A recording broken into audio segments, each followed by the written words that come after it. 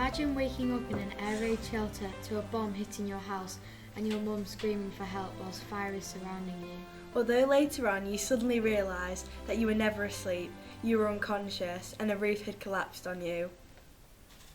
Well, this is the story of Barbara, a World War II survivor who we welcome with us today. Hi Barbara, it's really nice to meet you. Hi. I'm Nice to meet you. Harriet. I'm Penny. Emily. Emily. We had read in Barbara's memoir that both she and her grandparents lost their houses in the war after it was bombed, and this left Barbara unconscious. This must have been devastating, and we wanted to find out a little more. How did you find out your grandparents' house was bombed? Well, because she had to come and live with us as well. Yeah. And I think it was very shortly after that, within about 3 weeks, we got bombed out. So, yeah. It was very central, you see. Yeah. You mentioned something about your next door neighbour's house being bombed. Mm-hmm. How did that make you feel when you heard about it? Well, that's because all the blasts, that's what came onto our house. Mm-hmm. So they both, basically, I think the bomb fell on their house, and then obviously the blast, because of big bombs. And obviously it destroyed our house. It didn't just do one at a time, they scatter everywhere. Yeah. So everybody really was in the same position, just, had to get on with it. You mentioned that you thought you were asleep, but then you found that you were actually unconscious. How did you find out? Did your parents tell you? Yeah, well, I can remember just hearing my mum screaming and that, and there was water everywhere and people were shouting, lots of flames and things, and then probably I must have passed out again, but that was that part from the air raid shelter in the garden, and then after that, obviously, I became an evacuee. So you mentioned that you were in your mum's arms crying for help. How did that feel? Did you feel sad? You must have. Terrified, Yeah. actually. Yeah. Because the flames and water and people shouting, it was, not a nice place. So you did mention that you were an evacuee, and you got evacuated. How did you communicate with your mum? Did you send letters or anything like that? I think because I was so homesick and kept crying all the time, my father was in the fire service, so he had to stay 24/7 at the fire station, and we hadn't got anywhere to live, apart from my mum and her mum, who was in shelter, so I got evacuated down to Bournemouth. And I think the nurse there had said to my mother, I think they communicated, it's best not to come down because I was fretting the whole time. But I do remember one letter that came, so I didn't see them 11 months and 2 weeks. Oh gosh. That's So, a long time. How many evacuees were there with you when you went? It's hard to say because this was actually a convalescent home. It was run by nuns and nurses and things. As far as I can remember, there must have been about 25, something like that, in this particular home.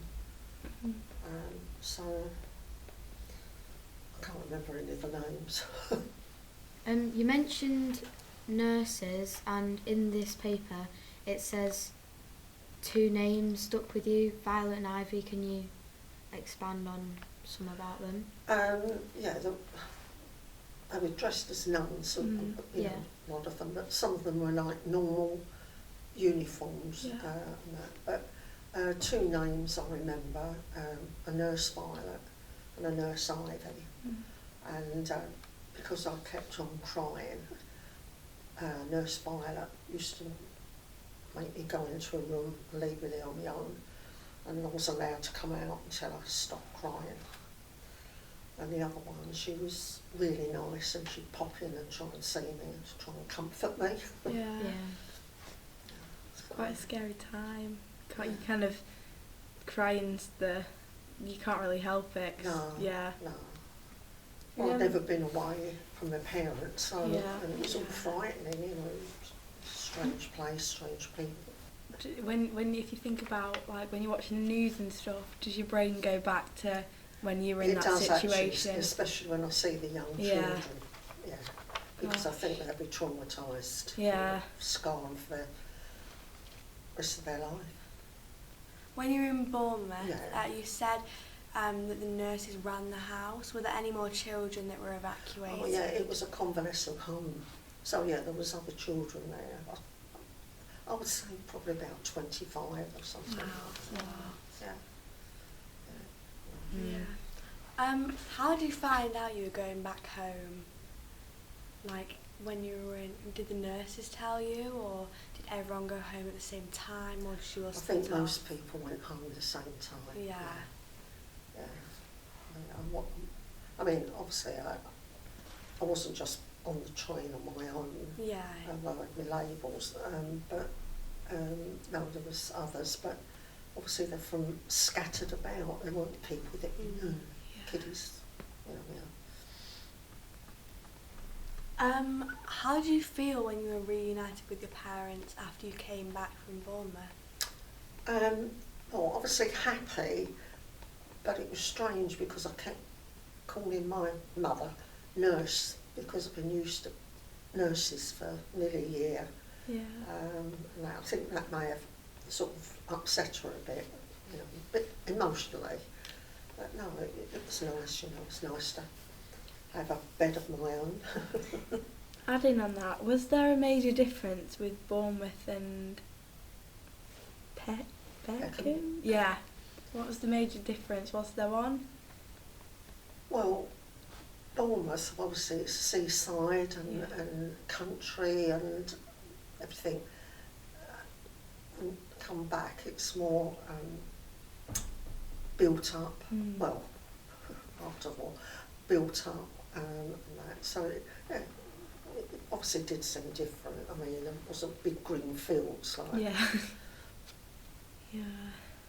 So, you said your mum and dad found a house to rent and your life began to move forward. Were the horrible memories still stuck with you?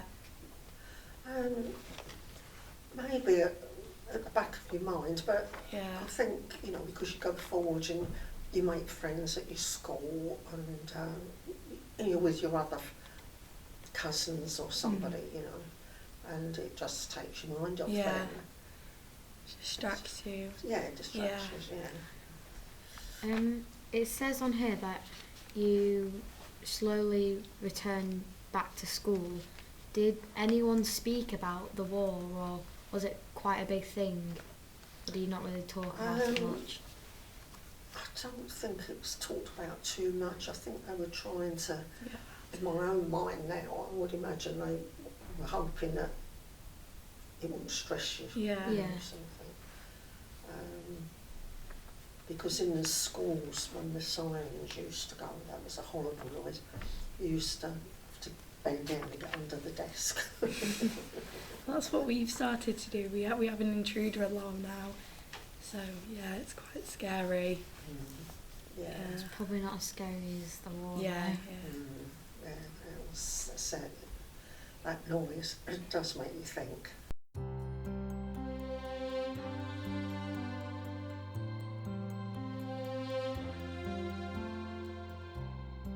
So as you've heard, Barbara had to face some of the hardest aspects of war for a child, being taken from her parents.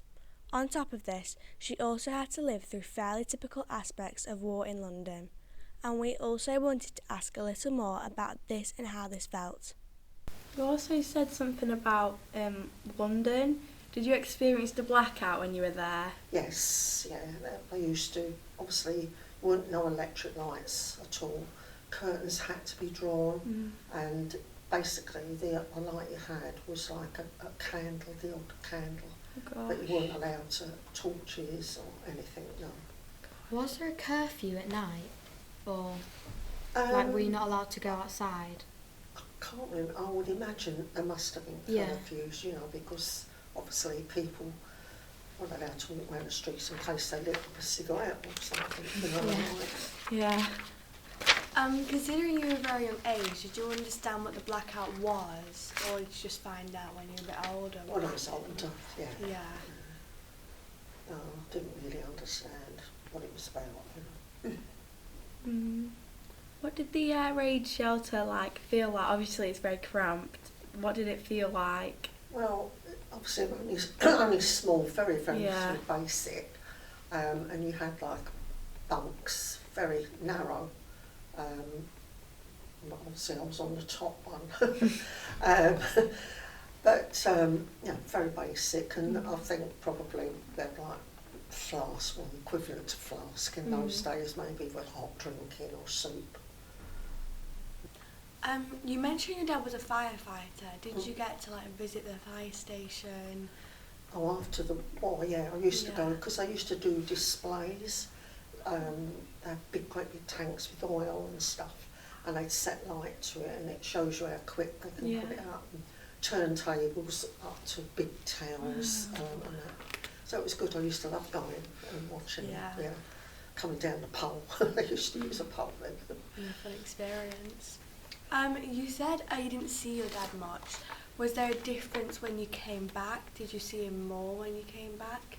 You said he was always at the fire station. Oh no, once I came back, no, it was still a fireman, but obviously they'd done shifts, so it Yeah. was a different shift work, yeah. Adding on to that, what time of night did he come back at? Like early in the morning or like late at night? If you can Depending remember. what shift they were on, Right. you know, it could be a day shift and come home maybe 7, or it'd be a night shift and come home maybe 7 the following morning. Yeah. It was split shifts they had then. Yeah. But while the war was on, obviously, they had to stay there because they were on call 24/7. So, Did you miss your dad when he wasn't there? Or yeah. Obviously the bombs were a big impact. Did you see any planes in the sky? Because I know there weren't many then, but could you see them, or were you in the area shelter most of the time? I can't say I saw them, but you heard them. Yeah. And then the ones that they call doodlebugs, they might come over very loud, and then it goes silent, and then you knew that the next thing it was going to be a big explosion. Thank you, Barbara, for your time today. We were fascinated by your story and learned lots from it. This is Barbara's story.